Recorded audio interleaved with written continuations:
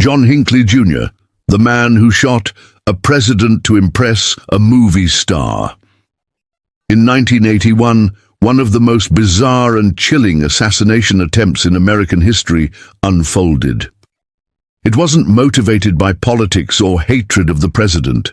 It was driven by a young man's obsession with an actress.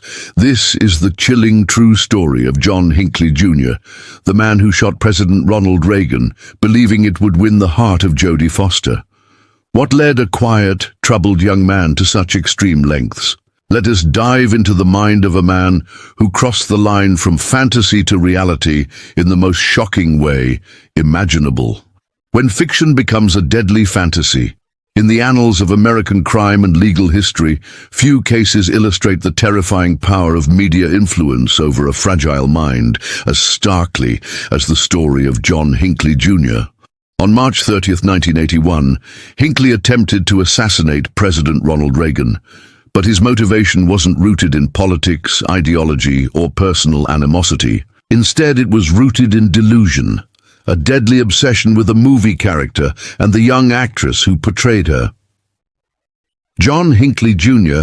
had long struggled with mental illness. Diagnosed with depression and narcissistic personality traits, he became increasingly withdrawn and detached from reality in the years leading up to the shooting.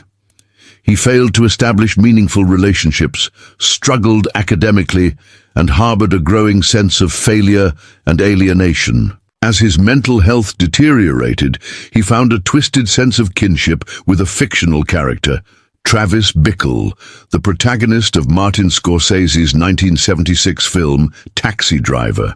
In the film, Bickle is a socially isolated and mentally unstable Vietnam War veteran who drives a taxi in New York City. The city's moral decay, combined with Bickle's deepening loneliness and mental breakdown, drives him to commit acts of violence. He plans to assassinate a political candidate, but is ultimately portrayed as a vigilante hero after he kills several criminals and rescues a 12-year-old child prostitute named Iris Steensma, played by Jodie Foster. To Hinckley, the film was not just entertainment, it was a blueprint. He saw himself in Bickle's rejection, his frustration, his perceived nobility through violence. Most disturbingly, Hinckley became fixated on the character of Iris, and by extension, on Jodie Foster herself. He watched Taxi Driver dozens of times, absorbing every line and gesture. He didn't just admire Foster, he constructed an elaborate delusion that she was secretly communicating with him, that she would love him if only he proved his worth through a grand, dramatic act. When Foster enrolled at Yale University, Hinckley followed her there. He enrolled in a writing class, left notes at her dorm, sent poems and letters, over 50 in total. Despite receiving no response, his obsession only deepened. In his fractured mind, her silence was not rejection, but a challenge. Desperate to get her attention, Hinckley believed that the only way to impress her was to emulate Travis Bickle's violent path. Initially, Hinckley stalked President Jimmy Carter, even being arrested for firearm possession in one instance. But his ultimate target became President Ronald Reagan. On that fateful day in March 1981, Hinckley waited outside the Washington Hilton, where Reagan was scheduled to speak. As the president exited the hotel, Hinckley fired 6 shots. 4 people were injured, including Reagan and Press Secretary James Brady, who suffered a life-altering head injury. Back in his hotel room, investigators found Hinckley's final letter to Foster. It read, in part, "Jodie, I would abandon this idea of getting Reagan in a second if I could only win your heart." That sentence underscored the horrifying reality. This was not a political statement or an act of hatred. It was the climax of a delusional love story with real-world consequences. Hinckley was arrested immediately. His trial in 1982 focused on his mental state. The defense argued that he suffered from serious mental illness, including psychosis and delusional thinking, rendering him incapable of understanding the wrongfulness of his actions. After extensive psychiatric testimony, the jury found him not guilty by reason of insanity. He was confined to St. Elizabeth's Hospital in Washington, D.C, where he remained for decades.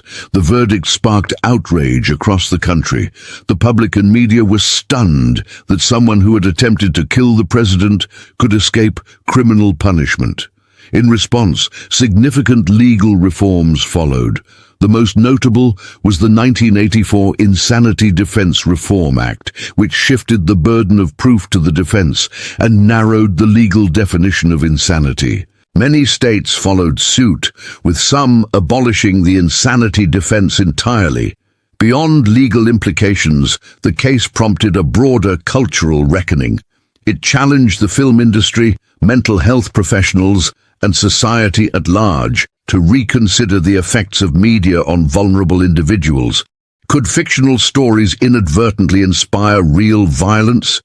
Was there a responsibility to depict mental illness more carefully? And how should society intervene when a disturbed individual begins to lose their grip on reality?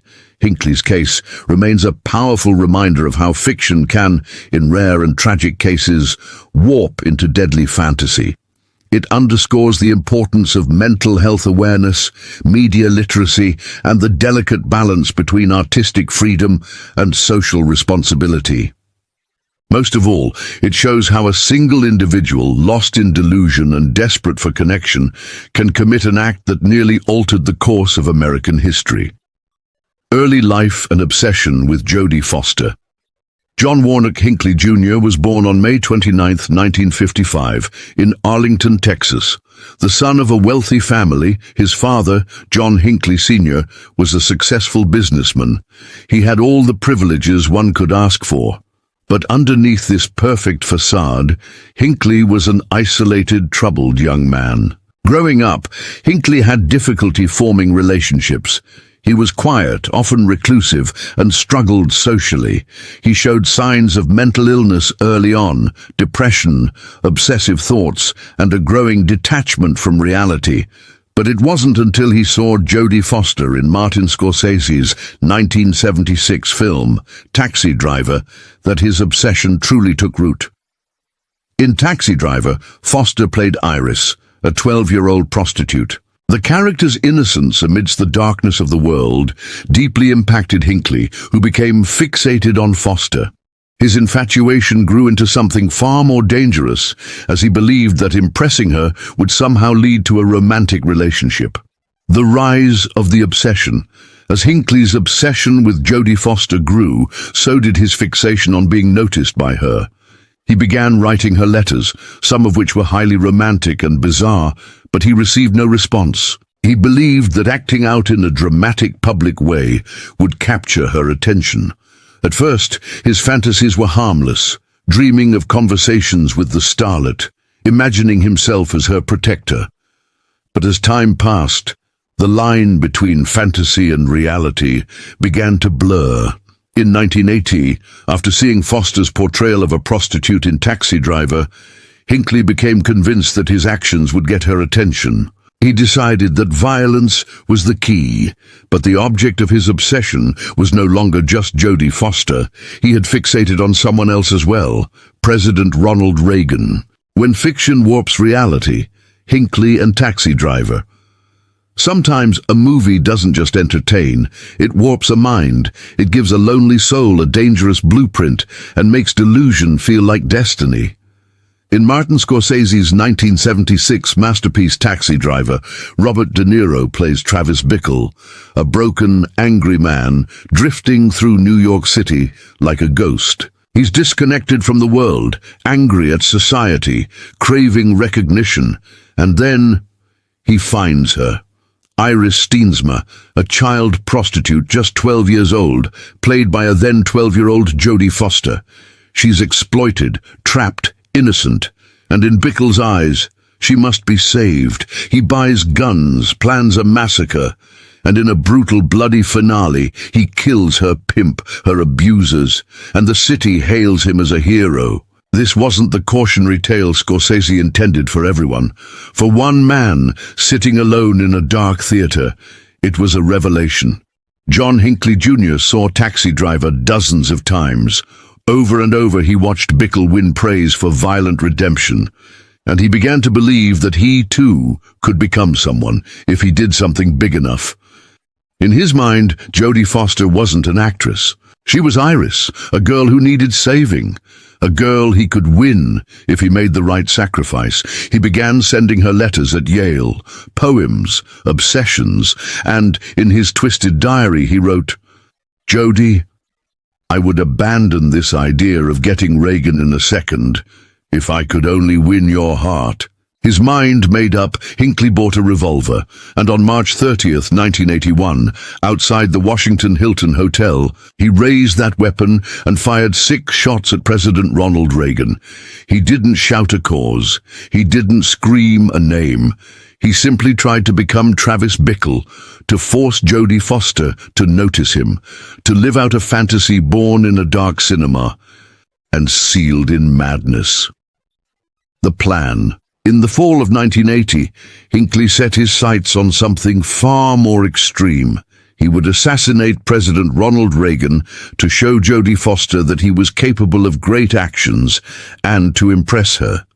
He chose Reagan, not because of any political ideology, but because of his status and public visibility. Hinckley believed that after the shooting, he would be in the media spotlight, which would give him the opportunity to show Jodie Foster that he was someone worth noticing. He believed the president's death would cement his fame and, in his mind, win Foster's heart. The assassination attempt. On March 30th, 1981, just 3 months after Reagan's election, John Hinckley Jr. decided that the time had come. He traveled to Washington, D.C., where he stalked the president and waited for the right moment. That afternoon, President Reagan was leaving the Washington Hilton Hotel after giving a speech. He was accompanied by his press secretary, James Brady, and others. Hinckley, carrying a .22 caliber revolver in his pocket, was positioned just a few feet from the president. As Reagan emerged from the hotel, Hinckley took his shot. He fired 6 times. 1 bullet struck James Brady in the head, leaving him permanently disabled. Another bullet ricocheted off the presidential limousine and struck a police officer. The most significant bullet, however, struck President Reagan in the left lung, narrowly missing his heart. Hinckley was immediately tackled and restrained by Secret Service agents. But Reagan, though bleeding heavily, was able to walk into the hospital under his own power. The fact that he survived was miraculous. Aftermath and the investigation. After the shooting, authorities quickly learned about John Hinckley Jr. He had been under surveillance for his strange behavior and obsession with Jodie Foster for some time. Investigators found letters he had written to Foster, in which he spoke of his plans to win her love. Hinckley even told Foster that he had shot Reagan as a demonstration of his love. When questioned about the shooting, Hinckley initially seemed calm, almost indifferent. His obsession with Foster was so intense that he truly believed his actions would somehow make her fall in love with him. The trial that shocked America. How Hinckley got away with it. June 1982. The United States watches with bated breath as the man who shot the president sits silently in court. Just 25 years old, calm, vacant, as if he isn't even there. The evidence is clear. He did it. He pulled the trigger. 6 shots fired, one of them tearing into Ronald Reagan's chest. So why is there even a trial? Because what's on trial now isn't what he did. It's whether he even understood what he was doing. The defense makes its move. They don't deny the shooting, they embrace it. But they argue that John Hinckley Jr. wasn't a political assassin. He was a man lost in madness, a man who believed that shooting the president would make a Hollywood actress fall in love with him. He did it for Jodie Foster, the lawyers say. He did it because he thought it would make him a hero in her eyes. In his private journals, Hinckley writes, "Jodie, I love you. I'll prove myself to you with the most historical deed ever done by a lovesick boy." His obsession is undeniable, his words chilling, and then come the doctors. 6 psychiatrists take the stand for the defense. They testify that John Hinckley suffered from acute psychosis, narcissistic personality disorder, and a delusional obsession known as erotomania, a delusional belief that someone, Jodie Foster, was in love with him. One expert declares, he believed Jodie Foster would recognize him as a hero if he made a great enough sacrifice. He didn't do it out of hate, they said. He did it because reality had cracked apart. The prosecution fights back.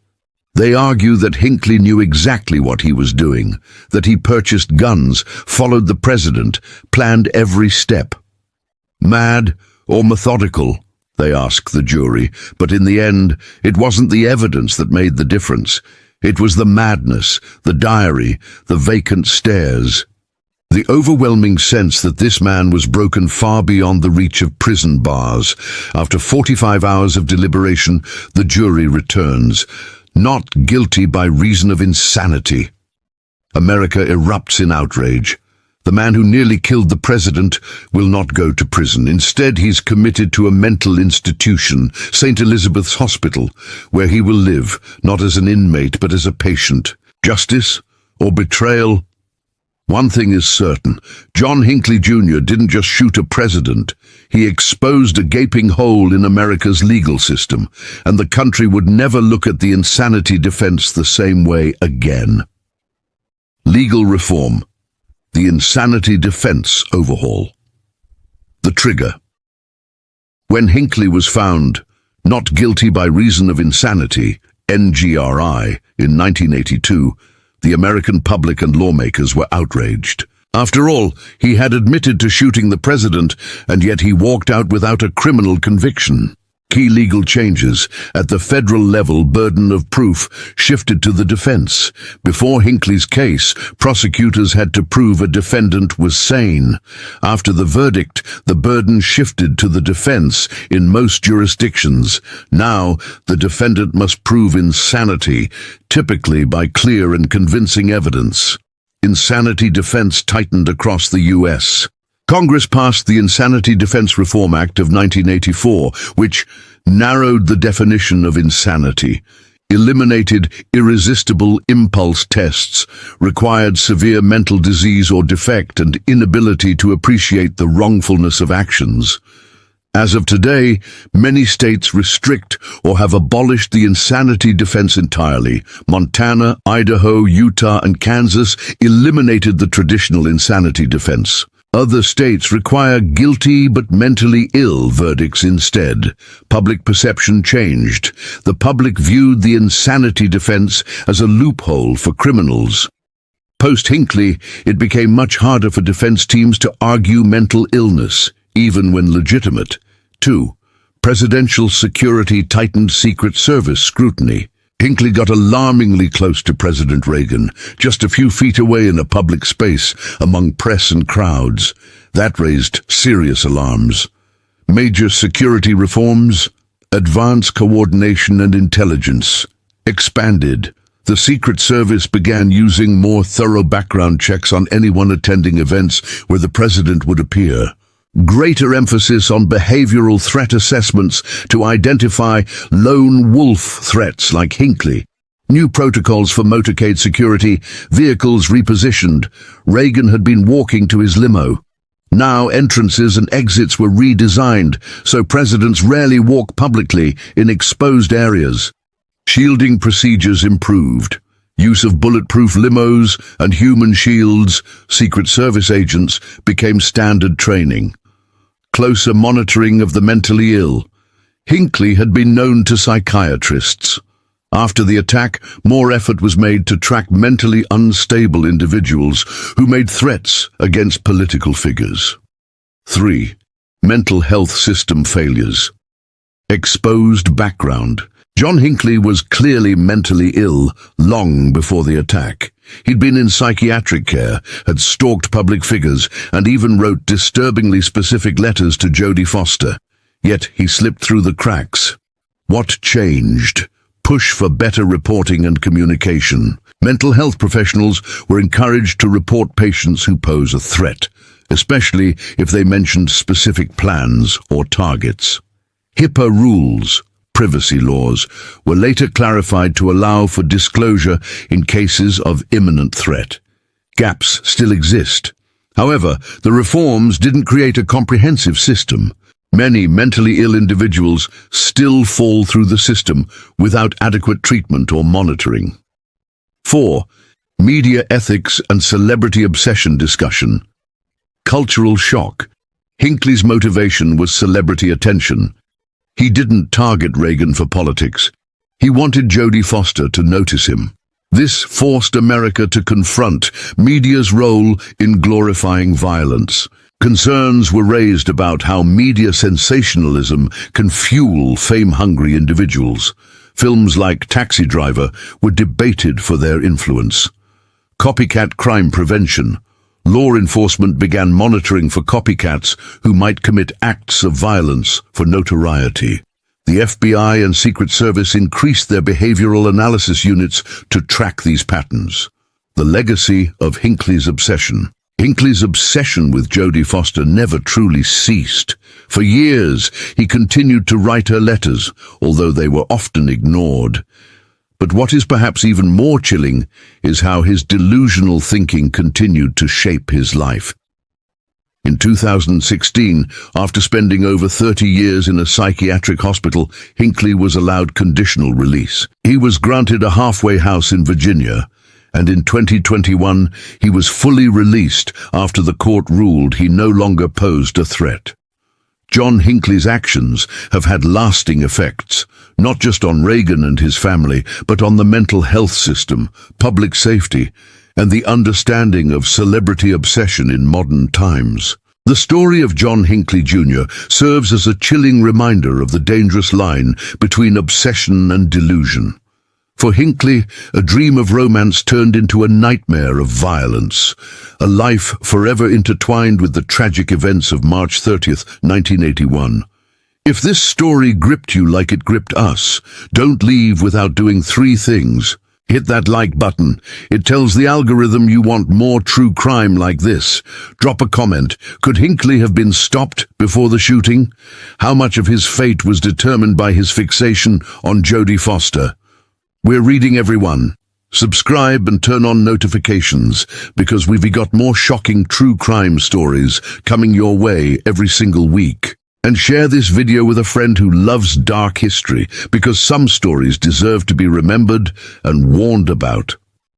This is Crime Historic Channel, and we bring you the darkest stories from history's most twisted minds. Until next time, stay curious, stay safe, and stay watching.